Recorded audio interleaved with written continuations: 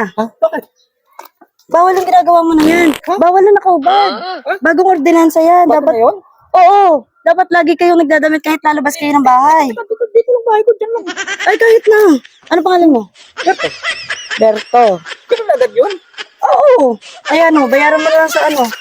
Bayaran mo na lang sa hospital. Oh. Huliin kita. O bakit?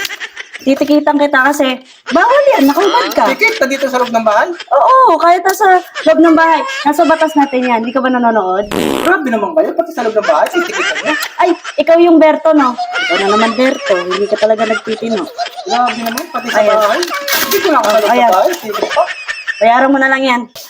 Hawak mo ang bit. Hawak mo ang bit. Ay, sir, huliin ulit kita. Sabi ng bawal ang nakaubad, hulihin na naman kita. Ha? Sinabi na kasing bawal eh. Pati ba naman dito? Kaliligo? Oo, basta ikaw nakaubad, matik yan. Grabe, meron ba naliligo na hindi ako? Eh, pasensya na kayo yan na napag-utusan lang kami. Kailangan talagang sumunod tayo sa mga ano na yan, sa mga batas. Hindi na dapat binabaliwala. Hindi ko klaseng batas yun.